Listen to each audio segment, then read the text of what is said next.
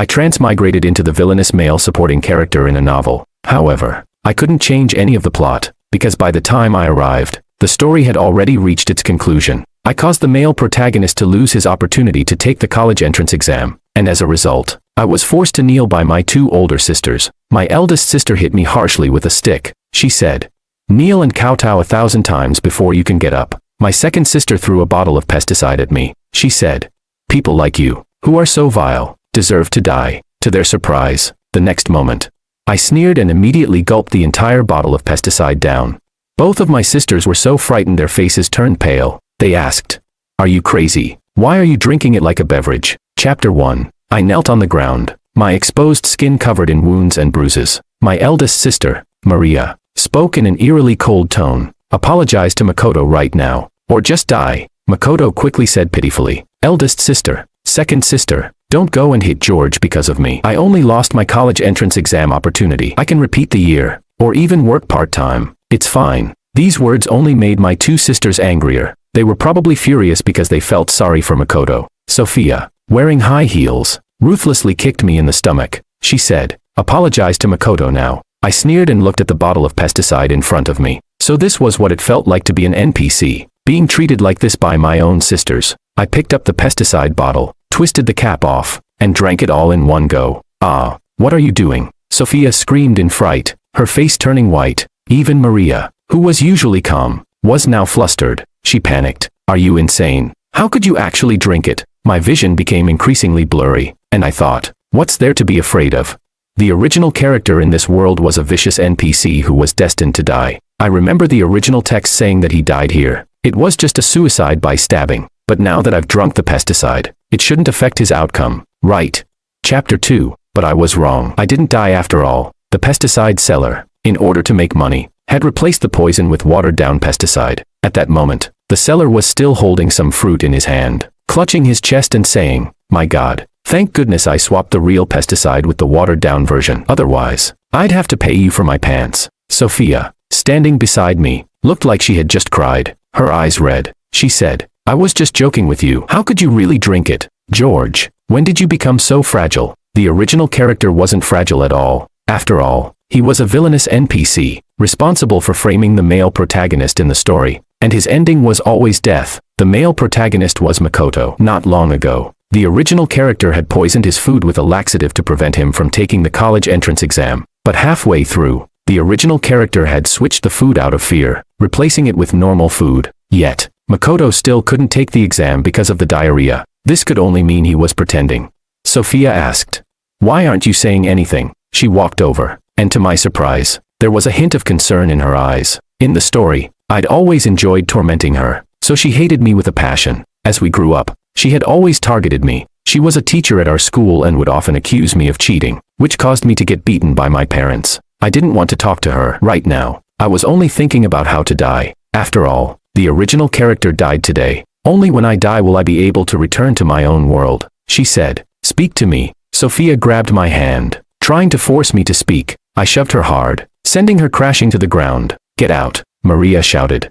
"What are you doing?" Maria suddenly appeared and rushed over, slapping me hard. She said, "Who told you to push Sophia?" This was the original character's eldest sister. She had always been a quiet person, indifferent to me. Only after we grew up did she start treating me a little better. But that kindness didn't last long, fading once Makoto came into the picture. Makoto was the adopted son of my parents, and ever since he arrived, the whole family favored him, probably because of the male protagonist halo he carried. Chapter 3. Maria scolded me. "George, you just caused Makoto to lose his chance to take the college entrance exam, and now you've pushed your second sister. You're hopeless." She glared at me angrily. I felt a wave of anger for the original character when I saw her. The original character had desperately tried to gain her gentle affection. He would make her breakfast every day, wash her clothes, and clean her shoes. But what did she do? She would make him kneel and accept punishment. With a loud thud, I shoved her hard against the door. I cursed. "What do you think you are? How dare you speak to me like that? Brother, how could you treat big sis like this?"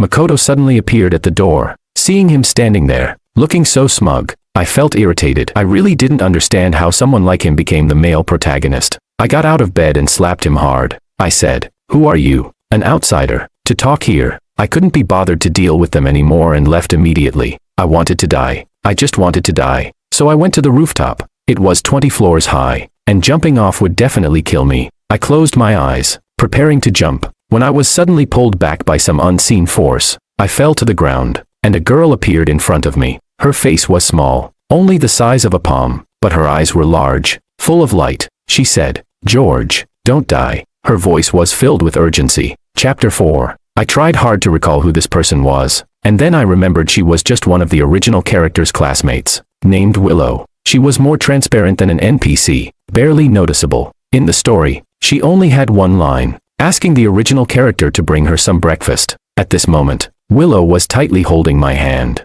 afraid that I might still jump off the building. She said, "The world is still beautiful. We've just finished the college entrance exam, and we'll be going to university soon. Life will definitely be happy then. So, you must stay alive." I really wanted to say, "What does this have to do with me?" But there was a force inside me, as if it were stopping me. In the end, the only word I could say was, "Okay." She immediately smiled and said, "That's good. You must remember my words. I heard you were sick today. I'm so glad I came to see you, or you really might have done something irrational. Don't pay attention to how your big sister and second sister treat you. There are people in this world who like you, not just them." I nodded vaguely, not fully understanding. She took my hand and led me downstairs. Step by step, she took me to a beef noodle shop downstairs. She added double the beef for me. She said, "Life is about eating good food and having fun. These days, that's true happiness." I held the steaming bowl of beef noodles, about to respond to her when suddenly a figure charged toward me, knocking the beef noodles out of my hands. The hot soup splashed all over my pants. I looked up to see Maria's cold face in front of me. She said, "I knew you were pretending to drink pesticide. It's just too coincidental that the pesticide was watered down. George, do you think by using such methods you can make your big sister and second sister feel sorry for you? I'll tell you, this will only make me hate you more." The next second, Willow shouted, "Don't bully George." Willow stood in front of me. I looked at the beef and noodles on my pants and slowly pushed Willow aside, glaring at Maria. With a loud smack, I threw the beef and noodles at her perfectly made-up face. I yelled, "Didn't your mother teach you not to interrupt when someone is eating?" Smack. Another large clump of beef landed on her face. She took a step back, looking at me in disbelief. I continued, "Big sister, if you come at me again, next time I'll pour sulfuric acid on your face." George. She was so enraged she nearly exploded. I smirked and expertly tossed a piece of beef into her mouth. I said, "Can't even shut that mouth with some beef." Maria was screaming in rage. I had always hated this cold big sister while reading this tormenting novel. After all, she often mistreated the original character because of Makoto. She made me give in to Makoto every time. Even the scholarship I had worked so hard to get was taken by her to buy Makoto a guitar. Chapter 5. On the way back from sending Willow home, she suddenly asked, "Make sure to change your clothes when you get home. Don't wear wet clothes." I nodded. Don't worry. Even if I were stupid, I had figured out the relationship between her and the original character. She said, "George, I feel like you've changed. You wouldn't have treated your big sister like that before." Willow said this suddenly, with an inquisitive look in her eyes. I smiled and said, "People have to grow up." The original character was supposed to be dead, and now I was helping him live on. As long as I was alive, every second of it would make sure he wouldn't suffer. After saying goodbye to Willow, I went home and saw Sophia sitting on the couch, as if waiting for me. I thought she was about to scold me, so I planned to ignore her and go to my room to figure out a way to end things. To my surprise, she suddenly called out to me, "Brother, I want to talk to you." I turned around in surprise. "Brother?" She actually called me brother. After a brief moment of astonishment, I spoke. "Go ahead," she said. "I bought the pesticide, so you couldn't have made the seller tamper with it. I know you really wanted to commit suicide today. I want to know why." Finally, there was a normal person in this story, but so what? In the plot, she had already driven the original character to his death. I chuckled and said, "How funny. Can't you figure it out? They've targeted the original character repeatedly because of Makoto, taking everything from him. He wouldn't have lost hope otherwise." Before she could say anything else, I turned and walked away. Anyway, I was going to die, so I didn't want to listen to any more of these meaningless words. After all, saying sorry now wouldn't help. At that moment, I suddenly thought about using gas to commit suicide. It was a good idea, and I could take the whole family with me. Chapter 6. In the middle of the night, I quietly went downstairs. I was about to turn on the gas when Makoto suddenly opened the door. Startling me, he walked over, looked at me, and suddenly sneered. "You're trying to fake a suicide again to make big sister and second sister feel sorry for you. George, I've been observing you all day, waiting for you to try this trick again." With that, he turned on the lights, picked up a kitchen knife, and waved it in front of me. he said. Guess what would happen if big sister and second sister saw me get cut by this knife? Heh, I sneered. This was such a cliché plotline I had seen too many times in melodramatic novels. It always made me grind my teeth in frustration. Now I could finally fight back. I grabbed the knife from his hand and made a cut across my own arm. I said, "How about it? One cut each." Makoto stared at me, shocked, like I was a lunatic. I said, "Some people fear death, but I don't." As I spoke, I turned on the stove, then doused it with water. I said, "How about we die together here today?" He screamed in terror. "Big sister, second sister, help, George is trying to kill me." I sneered. Useless. I glanced at him dismissively and continued closing the window. Since my arm was wounded, blood was spilling everywhere. When Sophia and Maria rushed in, they saw a kitchen covered in blood, my injured arm, and Makoto sitting on the floor, crying. Sophia quickly turned off the stove. She said, "Hurry, big sister. George is injured. We need to get him to the hospital." Maria froze for a moment, not coming over but instead pulling Makoto up. She said, "He was planning to turn on the gas and kill us. Why are you still trying to save him?" Big sister. Sophia was furious. She said, "It's because we treated George so badly that he ended up like this. Think about it. How have we treated George all these years? I was losing too much blood, and everything in front of me was blurring. But I thought what Sophia said was pretty right, and I almost wanted to compliment her on being so spot on." Chapter 7. I still hadn't died. When I woke up again, I was back in the hospital. The wound on my arm had been bandaged up. Sophia looked at me with concern and said, "George, don't do anything stupid again. If something's bothering you, tell me." But Maria rushed over and slapped me hard. She said, "If Makoto hadn't called us, were you really planning to murder us? George, how can you be so evil?" I was dizzy from the slap, and my ears were ringing. The next moment, with a loud smack, I slapped her back. I believe in settling scores right then and there. That's just my character. Otherwise, I wouldn't be a man. Maria's face swelled up from my slap. Her face turned dark with anger. She said, "Sophia, look closely. This is the brother you're protecting. He even dares to hit his own big sister." Sophia looked at me with a complex expression and said, "George, you really went too far. I've always stood by you, and you're still so stubborn." Heh, I thought she was supposed to be the clear-headed one, but turns out, she was just as stupid. I laughed and said, "Did I ever ask you to stand by me, George?" Sophia raised her voice. "Sophia," I shouted back. I said, "Is this a competition of who can shout louder? Fine, let's go for it." In my original world, I was nearly driven to the edge by work pressure, with my boss pushing me to the brink of collapse. Now, I could finally snap. I picked up a fruit knife nearby and slashed it across my neck. I said, "Let's see who can go crazier, shall we?" Chapter 8. Warm blood dripped down my neck and onto the white sheets, blossoming into plum-like stains. The two people in front of me were as white as ghosts. "Quick, call the doctor." Sophia spoke in panic. Maria rushed over, pressing her hands against my neck, her voice trembling as she said, "George, you're really a madman." Suddenly, I remembered when the original owner was a child. Back then, Sophia and Maria both really liked him. They'd take him to eat KFC on weekends, bring him to play the piano. He must have been very happy back then. But now, both of his sisters spoke to him with harsh words. I once thought that death was easy. Find a corner and die. But now, after trying to die over and over again, I still couldn't succeed. I was saved and lay in the hospital bed. My parents came to see me. My mother scolded me as soon as she saw me. "Are you trying to die? Do you know you scared Makoto so badly that he's mentally broken?" My father spat at me angrily. He said, "How did I end up with a son like you? I really regret having you." They must have forgotten that, in the past, they treated the original owner like he was the best thing ever. But after adopting Makoto, they gave him everything, treating him like royalty. I actually felt bad for the original owner. His own sisters and parents were so kind to a stranger. I pulled the needle from my hand and smashed the vase on the table. I said, "Since you care so much about Makoto, then go accompany him. Why come see me?" My parents froze, looking at me in fear, as though I were a madman. Without saying a word, they left. Sophia and Maria came in again. Maria looked at the mess on the floor and disgustedly said to me, "George, even though we're blood-related, you're still not as sensible as Makoto. You're an adult, yet you're always threatening us with suicide. You're so useless." The words "useless" were the ones the original owner heard the most. And in the end, they drove him to suicide. I actually felt sorry for him. He had a happy, wealthy family, but the author wrote him to a tragic end.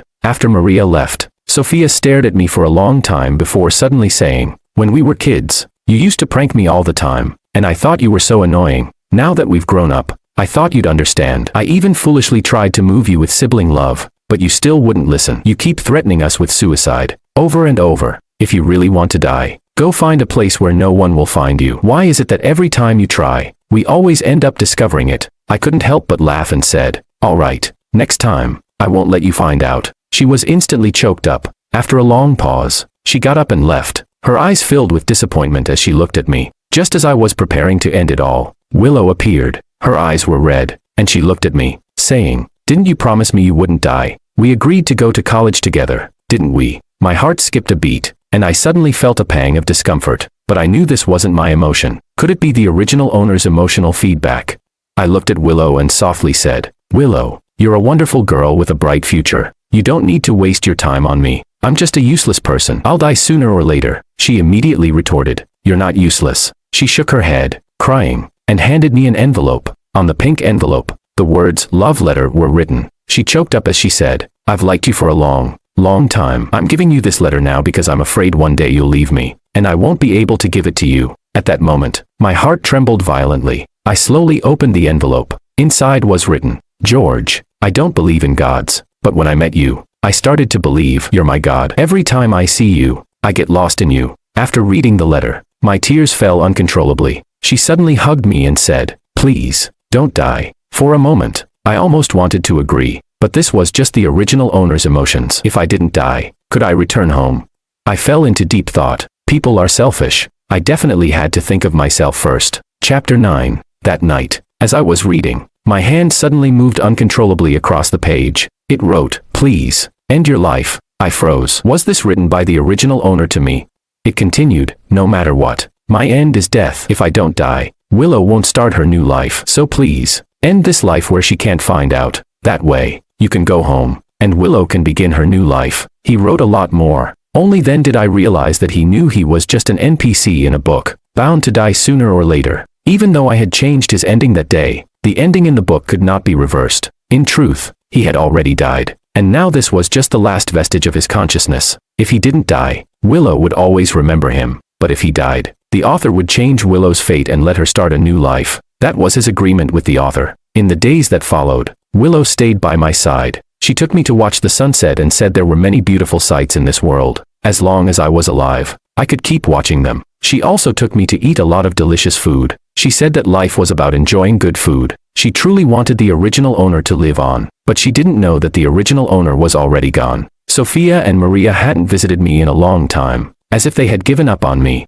until one day, Makoto came to find me. He looked at me with disdain and said, I knew you wouldn't dare to die. Everything you've done was just to make the older sisters feel sorry for you. Right. It's just a tactic to gain sympathy. I can do it too. Just wait. I'll make sure you're completely kicked out of the Wong family. I couldn't be bothered to respond to him. I just closed my eyes, thinking about how I could leave this world without Willow knowing. Willow went home that evening to care for her mother. Just as I was preparing to end it all, Sophia came to find me. She walked into the room, and her gaze didn't show much emotion. She simply said, tomorrow is your birthday. I've talked with Maria, and we decided to celebrate it for you tomorrow. We won't hold the past against you. From now on, just stay well. Hearing her say this, I was truly surprised. I even felt happy for the original owner, but he would never see it again. He would never see his two older sisters begin to treat him better, because after he wrote to me that day, he had completely disappeared. All right, I readily agreed to her, because I wanted to say goodbye to them tomorrow, so they would all remember how George died forever. Chapter 10. Today is my birthday. Willow sent me a happy birthday message early in the morning. I put on a white suit and prepared to go up to the rooftop for the birthday party my family had arranged for me. Makoto also wore a white suit. I recognized his set. It was from a more expensive brand than mine. How laughable. They said we should all be good from now on, but deep down, they still favored Makoto. No wonder the original owner was driven to suicide. On the rooftop, everyone was holding champagne and laughing. When my parents saw me and Makoto, they quickly called Makoto over. They started introducing him to all the notable figures, paving the way for his future. It didn't matter whether he passed the entrance exam or not, because no matter what, my parents would make sure he was well provided for in the future. Meanwhile, I, their biological son, had nothing. George, come here. Sophia suddenly called me. I walked over, and she quietly said to me, apologize to the eldest sister and parents today, then they won't blame you anymore. You've indeed done a lot of things that have made us upset recently. I replied, okay. Hearing me agree so quickly, she looked a bit relieved and said, I knew you still have a good heart, Sooner or later, the second sister will change her temper too. Heh, that's just how she is. In the plot, she would always slap the original owner and then give him a piece of candy, but would never completely change herself. As the birthday party reached its climax, I went up on stage to make a speech. Actually, I was planning to say a few words for the original owner and then drink poison. But unexpectedly, at this moment, Makoto suddenly ran to the edge of the railing. His eyes were red, and he looked pitiful as he spoke to the crowd. There's something I've always wanted to say to everyone. He looked at my parents and 2 sisters. He said, Mom, Dad, and sisters, I'm adopted, and I know I'll never be as good as George. That's why, in this family, I've always been meek, thinking that if I didn't cause any trouble, I wouldn't be bullied. My mom quickly asked, Makoto, has George been bullying you? Maria also spoke. Makoto, if there's anything, just say it. If George really did something, the eldest sister will make things right. I just stood there on stage, watching his performance. Sophia didn't say a word the entire time. Makoto glanced at everyone, wiped his tears, and said, George has always been secretly hitting me and warning me not to tell anyone. I keep wondering what I did wrong to be treated like this. I can't understand it. So today, I'm going to kill myself. With that, he prepared to climb over the railing. The crowd gasped in shock, and my mom rushed over to kneel on the ground. She shouted, Makoto, don't do something foolish. Mom will help you. I'll teach George a lesson. Okay. Makoto said, but Mom, George is your biological son. I'm just an adopted one. I'm destined to be bullied by George for the rest of my life. My mom replied, then let's kick George out of the house. That way, he won't threaten you anymore. Maria suddenly spoke, walking over with a compassionate look. I found it extremely ridiculous. So this is the self-harm tactic Makoto mentioned. I slowly stepped down from the stage and walked toward Makoto. Sophia also spoke up. Eldest sister, parents, are you just going to believe Makoto's one-sided words? There's no evidence. Besides, George is your biological son, no matter what. You can't just listen to an outsider's word, Makoto said. Second sister, I know you don't like me, but at this moment, George is clearly in the wrong. Are you really going to turn a blind eye? Makoto looked at Sophia. I couldn't be bothered to listen to them argue. I went straight to Makoto, grabbed his hand, and said, come on, let's jump together. With that, I began pulling him toward the railing. Makoto screamed in terror, and to my surprise, this grown man actually cried. Maria screamed, are you crazy, George? Let go of Makoto. Maria glared at me with anger. My mom shouted, let go of my son. You beast. My mom was crying uncontrollably. To be honest, it's not easy for the original owner to have survived in this family for so long. I said, why are you crying? I'll go with you to die. I pulled Makoto toward the edge. Makoto shouted, don't, please. My mom knelt on the floor. Makoto was so scared that he trembled all over, and actually wet himself on the spot. I sneered and said, weren't you so brave earlier? Why are you wetting yourself now? I grabbed his clothes and kept pushing him forward. His body was half out of the railing. He begged, please, please, don't push me down. Makoto kept begging. I thought of a plan and smiled. Fine, I won't push you, but now you have to tell everyone the truth. Did I ever hit you? I gave him a shove. Hurry up and say it. He replied, I'll say it. I'll say it. George never hit me. As soon as he said that, Maria spoke in confusion. She asked, Makoto, then why did you say that earlier? Makoto replied, because I wanted you all to kick George out. I threatened him. Keep talking. Had I known he would say that, I would have dragged him to the edge much earlier. Makoto's urine dripped onto the floor. His voice was trembling as he said, I was just jealous of George because he has everything. That's why I said that. I'm sorry, everyone. It's all my fault. I pressed further. What about everything else? What about the entrance exam? He stayed silent for a moment before replying. The exam was all planned by me. I wanted to make you all hate George. At that moment, everyone finally understood. My parents and Sophia's eyes widened. Maria, with a look of disappointment, said, Makoto, I've always believed in you. How could you do this? My parents said, Makoto, we always thought you were a good child. Sophia nodded and said, I told you, don't jump to conclusions without evidence. Chapter 11. Makoto asked, can you let me go now? He looked at me. I chuckled softly and then shoved him away. I climbed over the railing myself. Don't. Sophia rushed over. She said, George, listen to second sister. We wronged you in the past. It was our fault. Don't do something foolish. My mom looked at me for a long time before saying, George, I'm sorry. I've misunderstood you all along. I then looked at Maria. Her eyes were red, and her face was full of guilt. Sorry, little brother. Everyone felt guilty, but the original owner would never see it. What a pity, I said. If apologies were enough, then no one in this world would ever want to end their life. With that, I closed my eyes and fell forward. Just when I thought I was about to die, Sophia grabbed my hand. Maria also rushed over and grabbed me. Both of them had tears streaming down their faces. Sophia choked. "I'm sorry, little brother. I won't be so harsh on you anymore. I actually knew I was wrong long ago. I feel especially guilty about what happened with the poison. But thankfully, you didn't die." Maria cried. "Yes, George. Family fights are normal. Once we've talked it through, we can live a good life from now on." I struggled, trying to break free.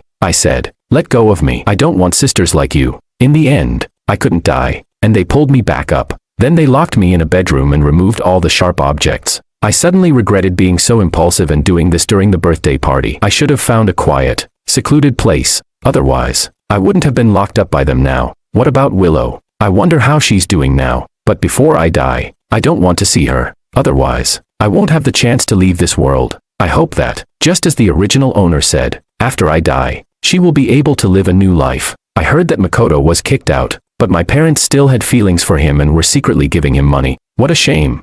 But I don't care anymore. At least I cleared the original owner's name. Sophia came to see me. She gave me a watch. This was a watch the original owner really liked, but she used to buy them only for Makoto. She said, "I'm sorry." Second sister thought about it for a long time and truly understands her mistakes. She looked at me with bitterness. "These years have been hard for you, George. My sister and I always misunderstood you. I didn't want to say anything, so I threw the watch into the trash bin." She froze, and tears fell onto the back of my hand. She said, "I've been thinking about our childhood recently. You always teased me back then. It was because you liked me, right?"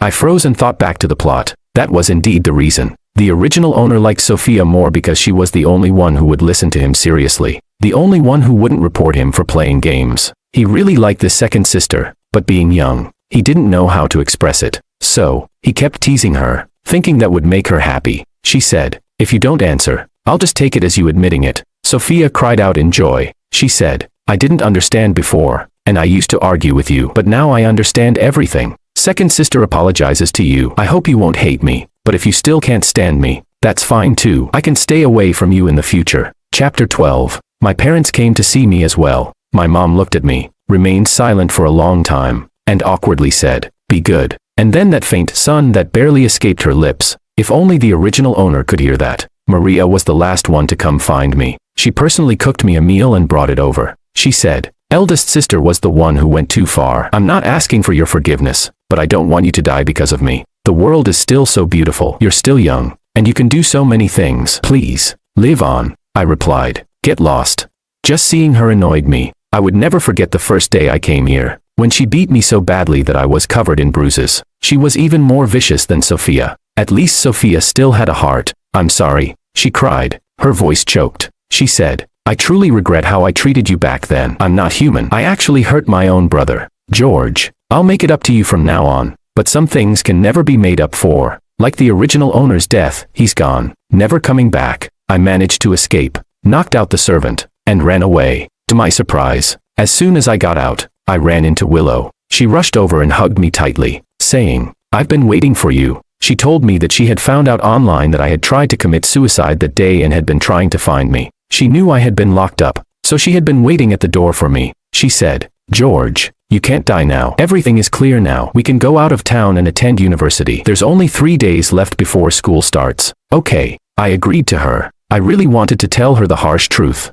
But after thinking for a while, I decided not to say anything. After all, I wasn't from this world, so I wouldn't interfere in these matters. Willow took me to her house, and her mother made me a big meal. She kept telling me, "We're only 18. The future is full of possibilities. Once we go to university, we can go shopping on weekends, visit amusement parks, and do many happy and meaningful things." The original owner must have dreamed of such a simple, peaceful life. Unfortunately, he was just a pitiful NPC. After dinner, I used going to the bathroom as an excuse and left a bank card on the sink. It was the original owner's savings, and I decided to leave it to Willow. Then, I climbed out of the window and escaped. I wanted to find a quiet place to end my life, but I was kidnapped by Makoto. He dragged me to a warehouse, strapped a bomb to me, and then had someone bind him up and put a bomb on him as well. He smiled at me and said, "George, I'm going to make you understand that your family cares about me more."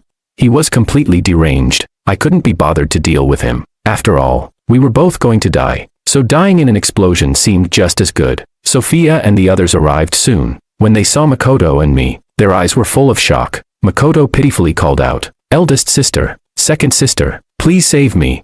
Maria rushed over but stopped halfway. There was a sign next to her that read, "Only one person can be saved. If one is saved, the other will die in the explosion." Sophia spoke urgently, "Eldest sister, we should save George," but Maria fell silent, furrowing her brow as if deciding who to save. I chuckled. I thought she really had repented. I said, "Don't save me. I was planning to die anyway. George, we will save you." Sophia hurriedly spoke and walked toward me. Makoto cried out, his voice choked, "Second sister, eldest sister, I knew I was always an outsider." Maria said, "Makoto, stop crying. George is our brother. We can only save him." After saying that, Maria also started walking toward me. At that moment, Makoto suddenly broke free from the ropes and rushed over, stabbing a knife into my heart. He said, "You all love him so much, then I'll make sure he dies." Ah! Sophia screamed and held me tightly. "George, don't scare me." Maria's face turned pale, and she kicked Makoto away. She said, "Little brother, I'm taking you to the hospital. Stay awake, please. Hold on." I couldn't hear what came after, because I was already dead. I arrived in an entirely dark space. A voice told me, "Host, you have fulfilled the original owner's wish. You can go back now." I asked, "What about the original owner?" The system responded, "He and Willow will meet in a different parallel world. They will love each other and live happily together. Wishing you a smooth journey ahead." I replied, "Thank you." Just as I finished speaking, a light flashed, and I returned to the original world. Outside the window, the traffic was bustling, and the employees in the office were frantically making phone calls. I knew my corporate life as a wage slave was about to start again. Extra 1. After George's death, Sophia shaved her head and became a nun. She could never forgive herself because she believed that it was her fault that George died. If she hadn't suggested to their parents to adopt Makoto, Makoto wouldn't have lived in the Wong family, and George wouldn't have died. She would spend the rest of her life in regret. Makoto was sentenced to death and imprisoned. Maria developed depression, and she, too, felt guilty. She often wondered if the outcome would have been different if she hadn't favored Makoto. If only she had seen Makoto's true nature sooner. But there were no ifs in this world. She spent every day in her room, staring blankly out the window. She wished for a do-over, hoping that this time, the 3 siblings could live in harmony. Extra 2. Willow went to university in the South City. She was very happy, though she didn't quite know why. She only remembered that she had made some kind of promise before coming. She walked into her dorm room with her backpack, took out a card, and said to her roommates, "I'm very rich. I'll treat you to a meal." She didn't know where the card came from, only that her mom had found it in the bathroom. The card was in her name, and the password was even written on it. Who wouldn't want money? So, she kept it. This card had a whole million on it. She planned to use it to do many things. One evening, when they went out for dinner, she met a bald woman. She looked at the woman for a long time, but couldn't recognize her. The woman looked familiar, as if they had met before. "Willow." The woman's voice was hoarse. She said, "I'm George's second sister. I saw the confession letter in his room. You like him, don't you?"